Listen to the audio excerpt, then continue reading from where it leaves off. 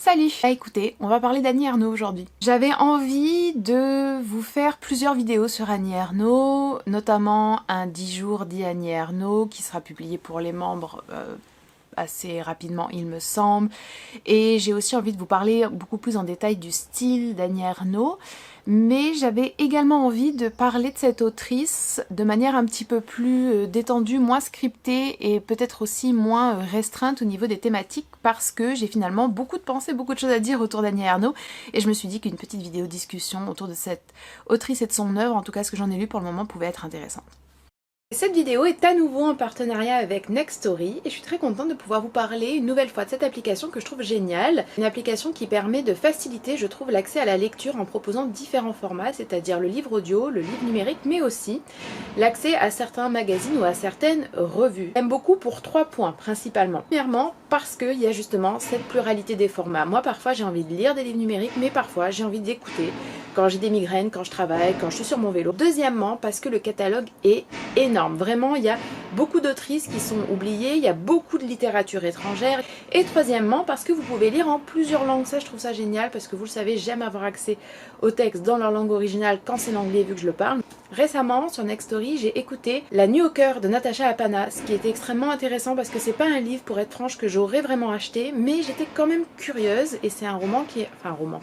C'est un roman, pas vraiment, grande question, qui a obtenu le prix Femina cette année. Ça m'a permis de découvrir cette autrice et de passer, somme toute, un très bon moment. Si vous avez envie de tester Nextory, vous pouvez cliquer sur le lien en barre d'infos et vous profiterez alors d'une offre d'essai gratuite de 45 jours, ce qui n'est pas négligeable. N'hésitez pas à en profiter et je vous laisse avec la suite de la vidéo.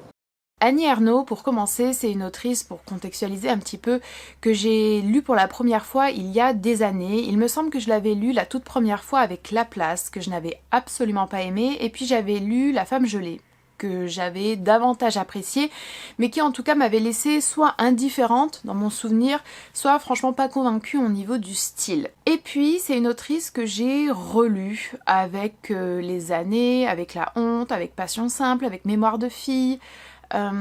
J'ai commencé l'événement que je n'ai jamais fini, j'ai jamais dépassé les quelques premières, je sais pas, 5-6 pages il me semble. Et il y en a beaucoup d'autres que j'ai envie de lire d'Annie Ernaux. C'est aussi une autrice que j'ai pas mal écoutée en entretien. Ça ne s'est pas fait sur une période forcément resserrée ni même continue, parce que après avoir lu La place et La femme gelée, c'est une autrice que j'ai arrêté de lire.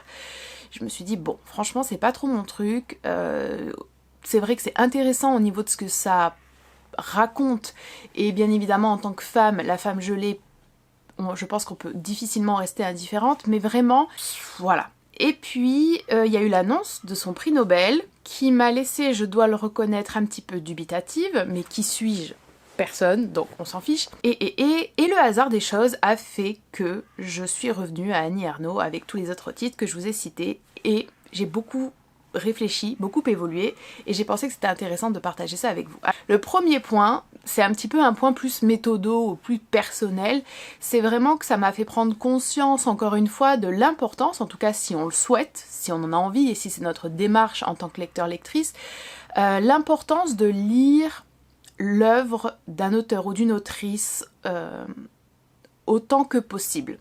J'aurais pu m'arrêter à Laplace, et en fait, je serais non seulement passée à côté d'Annie Ernaux, mais je serais aussi passée à côté de réflexions et de mon avis réel sur cette autrice, ce qui est un peu dommage. Alors bien sûr, on peut pas le faire non plus avec tous les auteurs et toutes les autrices, mais parfois je pense que c'est intéressant de se forcer un petit peu, ou d'avoir cette entreprise un peu plus exhaustive ou un peu plus analytique, même quand on le fait pour le plaisir. J'ai pas de projet vraiment professionnel ou très défini sur Annie Ernaux, je le fais vraiment parce que j'ai envie, voilà. Donc cette importance de la lecture d'une œuvre globale, et ensuite également l'importance de la relecture. Je pense que c'est parfois vraiment hyper éclairant. En tout cas pour moi ça l'a été. Et c'est vrai que c'est quelque chose que je ne faisais absolument pas avant, que j'ai commencé à faire il n'y a pas très longtemps, que j'ai fait à plusieurs reprises, notamment dans le cadre du club de lecture ou pour les lectures communes, donc c'est aussi grâce à vous. Et une deuxième lecture est très enrichissante. Alors là encore plus que pour le premier point, bien sûr qu'on ne peut pas le faire avec tout le monde et avec toutes les œuvres, tous les textes, tous les livres, tous les recueils, c'est impossible bien évidemment. Mais si vous avez, je sais pas, un livre qui vous a intrigué, un auteur ou une autrice qui vous a d'une certaine manière parlé ou questionné, je pense que relire peut être extrêmement fécond. En tout cas, ça a été le cas pour moi en lisant Annie Ernaux. Moi, je trouve ça passionnant de voir son avis, son propre avis évoluer sur un texte ou sur un auteur ou une autrice, ce qui a été le cas pour moi avec Annie Ernaux, étant donné que j'avais vraiment une incompréhension, je pense, premièrement de son style, de son ambition, de son intention littéraire. Et ce qui a compliqué aussi pour moi l'accès à Annie Ernaux, j'en parlais justement avec une amie hier soir, c'est que je ne me retrouve absolument pas dans la personnalité d'Annie Ernaux et que ce décalage, ce manque de connexion plus son style contribue à produire un effet vraiment de froideur et de distance qui est quand même pas forcément ce qu'on recherche en littérature. Je ne lis pas que des auteurs ou des autrices qui me ressemblent sur X points et ni des personnages qui me ressembleraient. Mais quand, dans le cas d'Annie Ernaux, la matière première de ces textes, c'est quand même son vécu, sa vie. Si on est vraiment dans l'incompréhension ou très hermétique face à ces motivations, enfin aux motivations des personnages, mais qui sont elles, les motivations de la protagoniste, ses réflexions, tout ce qui va enclencher les actions, ça devient compliqué. Et quand en plus le style nous laisse un petit peu sur le côté ou ne nous accroche pas, bon bah forcément ça devient plus compliqué. Le point d'entrée pour moi, chez Annie Ernaux, ça a été, je pense, vraiment la mémoire. En fait, je voyais partout Annie Ernaux pas se revendiquer, mais mentionner Proust, et je me disais, mais quel rapport? Alors c'est vrai que stylistiquement, bien évidemment, c'est un grand écart assez incroyable, mais en lisant notamment Les Années, et puis après en repensant aux autres œuvres que j'ai lues d'Annie Ernaux, je me suis dit, ah d'accord, c'est son rapport à la mémoire. Et ça vraiment, ça m'a énormément touchée. Je pense que ça a été le point qui m'a permis de rentrer, de connecter à l'œuvre d'Annie Ernaux émotionnellement, mais aussi de comprendre davantage ce qu'elle souhaite faire en écrivant. Pourquoi elle écrit. Elle l'a explicité aussi dans des livres que j'ai lus par la suite. Et cette quête du réel, cette envie d'écrire la vérité ou de combler une sorte d'espace créé par la temporalité et nos subjectivités entre les événements et notre perception ou les souvenirs ou parfois même les réminiscences qu'on en a, je trouve ça extrêmement intéressant en littérature. Lire Annie Ernaux, ça m'a aussi vraiment permis d'affûter ma propre opinion, ou en tout cas ce que je comprends et ce que je connais de mes attentes en tant que lectrice. On parlera un peu après de l'autre pan. Mais c'est vrai que moi, pendant très très longtemps, et encore maintenant, si on me demande pourquoi je lis, j'ai toujours un peu de mal à répondre parce qu'en fait, premièrement, j'ai toujours lu, donc c'est un peu difficile. Et ensuite, c'est naturel et je lis parce que j'aime ça, parce que pour moi, il y a un véritable plaisir. Et ce plaisir réside, je pense, dans mon cas, essentiellement dans le style, dans une forme de beauté, évidemment d'une certaine façon subjective, que je trouve dans le style d'un auteur ou d'une autrice, ce qui n'est pas le cas d'Annie Ernaux, je ne vais pas me mentir, je ne trouve pas qu'elle ait un beau style. Il y a parfois de très belles tournures, il y a parfois de très beaux passages, mais je ne pense pas que ce soit forcément la beauté qui définisse son style. Par contre, je crois qu'elle réussit très bien, effectivement, cette entreprise du réel, cette entreprise de coller à ce qui nous paraît être la réalité, la vérité d'un souvenir, d'une sensation, d'une émotion, d'une pensée face à une circonstance donnée. Et je me rends compte que c'est aussi quelque chose que j'aime beaucoup en fait en littérature. Actuellement, je suis en train de lire les carnets d'Alice Riva, ou Rivaz, je ne sais jamais. J'en reparlerai parce que vraiment, je pense que c'est ma meilleure lecture de l'année. C'est incroyable, ça me touche à un point fou. Et elles ont des styles somme toute très éloignés, mais en fait Alice Riva revient plusieurs fois dans ses carnets sur le fait qu'elle aussi c'est la vérité qu'elle cherche en littérature. Et ça m'a vraiment fait réfléchir. Je pense que ça m'a fait un petit peu mûrir aussi en tant que lectrice. Et en fait, forcément, en tant que personne qui a envie d'écrire et qui écrit depuis toujours et qui n'a jamais, pour le moment, on va dire que ça se débloque un peu là, mais j'ai jamais réussi à le faire de la manière dont je souhaitais le faire, c'est-à-dire régulièrement, avec des projets, en allant au bout, en m'en donnant les moyens. Lire Annie Ernaux, c'est... Alors j'ai un petit peu peur peut-être de dire quelque chose qui relève du lieu commun, mais franchement, moi, lire Annie Ernaux, ça me donne envie d'écrire, ça m'inspire, pas pour écrire comme elle, Pas pour faire la même chose, mais parce que de voir quelqu'un qui mène à ce point, ou quelqu'une qui mène à ce point son projet, son ambition, et qui le fait malgré toutes les critiques, malgré toutes les dépréciations, tout le dénigrement qu'elle a pu rencontrer, notamment sous le terme un petit peu fourre-tout de l'autofiction qui est très décrié. Bon, moi je trouve ça hyper intéressant, je trouve ça très inspirant, et puis de se rendre compte qu'en fait, oui, il y a un réel intérêt qui peut venir subvertir ce qu'on nous on attend de la littérature, ou qui peut en tout cas se positionner à un autre endroit et qu'on peut y trouver de la valeur tout en n'étant pas forcément séduit ni connecté émotionnellement. Moi je pense que c'est intéressant, et Annie Ernaux, elle a cette forme de radicalité dans l'écriture que j'aime beaucoup, notamment aussi chez Marguerite Duras, même si ça se module tout à fait différemment, qu'en fait il y a aussi beaucoup chez Colette, et cette radicalité dans l'écriture, moi je suis absolument admirative et très très très inspirée. Quand par exemple je vois Passion simple d'Annie Ernaux, quand je vois la honte, quand je vois la manière dont elle-même se décrit, même dans Mémoire de fille, la manière dont elle expose vraiment des choses dont moi, à titre personnel, j'aurais honte. Je dis pas qu'il faut en avoir honte, mais moi j'en aurais honte.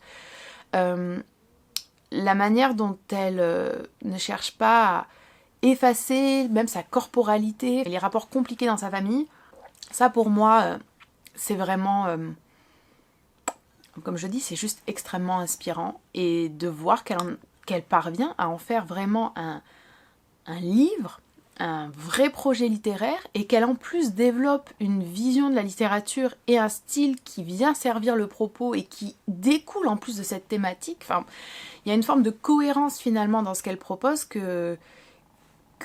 qu'on ne peut qu'apprécier, même si ça ne nous touche pas. En tout cas, oh, ce petit moucheron, ça a le mérite vraiment d'exister, d'être cohérent, d'être intéressant et de pouvoir être étudié, etc. Enfin bon, ça ce serait difficile de ne pas parler de ça, mais forcément, Annie Ernaux, en tout cas pour moi, je suis sûre que pour d'autres personnes ça fait écho sur d'autres choses. Vous voyez par exemple toute la partie, moi, sexualité, émotion, relation, ne me parle absolument pas chez Annie Ernaux. Toute la partie même sur la maternité, d'être femme au foyer, ça ne me parle pas non plus. Mais le côté appartenance au groupe, vraiment je vous dis, la personnalité d'Annie Ernaux, c'est vraiment pas du tout raccord avec la mienne, pardon.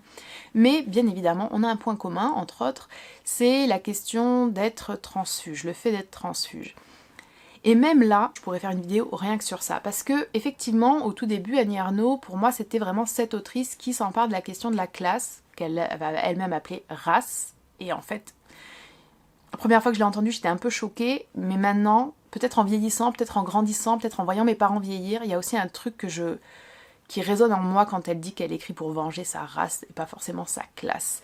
Et quand elle utilise aussi le terme de place plus que de classe, bref, les nuances, je pense qu'elle essaye d'apporter, et qu'elle réussit, je crois, quand même pas mal à apporter à cette notion de transfuge, de classe, etc.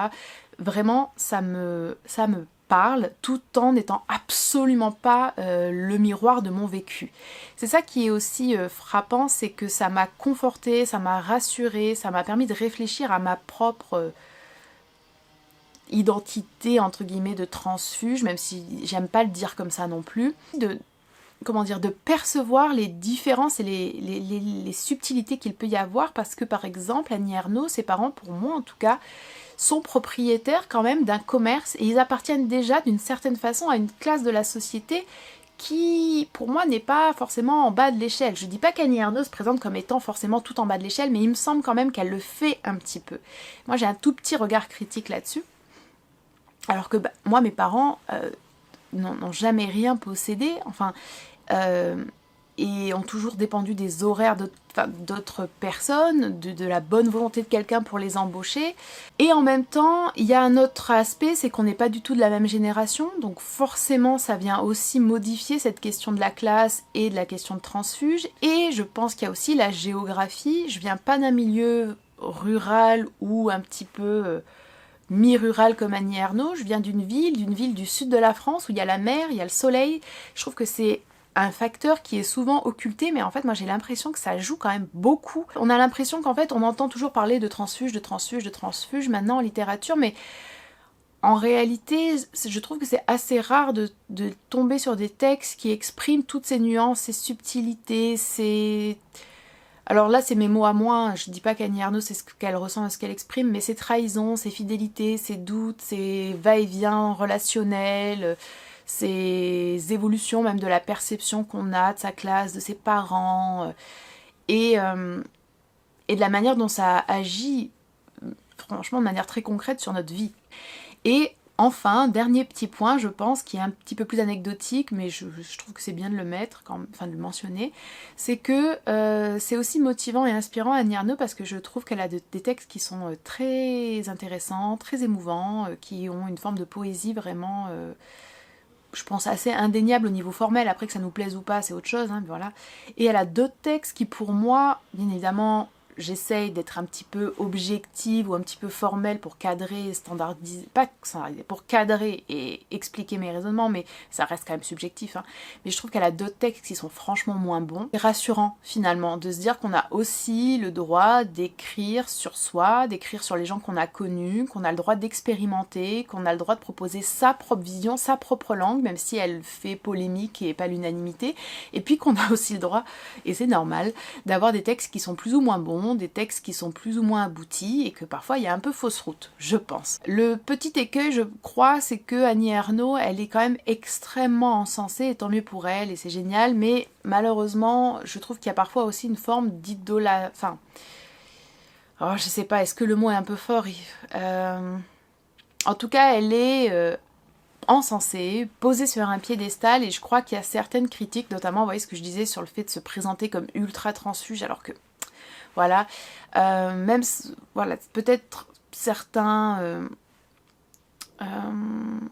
peut-être même un regard porté sur les autres dans ses œuvres qui est quand même, enfin pas problématique, mais qui est quand même parfois, qui manque d'empathie. Après, on n'est pas là pour faire un texte qui a de l'empathie, hein. Ou même la qualité variable de ses œuvres, parfois ça passe un peu à la trappe parce qu'elle est hyper admirée, il me semble, et à juste titre aussi, hein.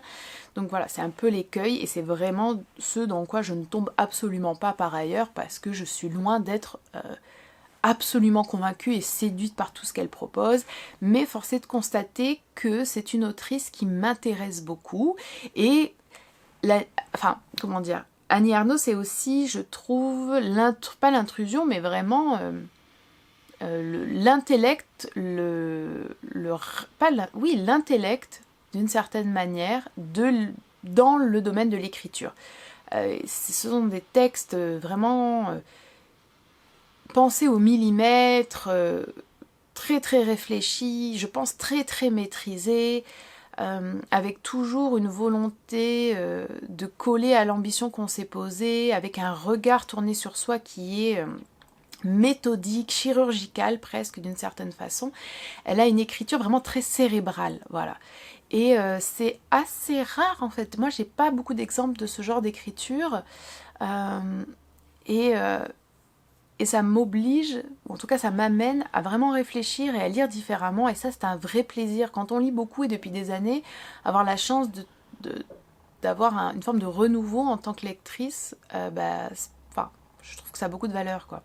Bah écoutez, c'était mes petites pensées décousues, enfin décousues, j'ai quand même essayé de les organiser, je pense que vous aurez remarqué, en tout cas j'espère, sur Annie Ernaux. J'espère que ça vous aura intéressé, en tout cas j'ai hâte, vraiment j'ai hâte de savoir ce que vous pensez de cette autrice. Rebondissez sur certains points si vous le voulez, abordez d'autres points, dites-moi ce qui vous touche le plus dans son œuvre, ce qui vous bloque, ce qui vous déplaît, ce que vous avez lu. Enfin franchement, je suis très très curieuse d'avoir vos avis sur ces livres, ça m'intéresse beaucoup. Voilà.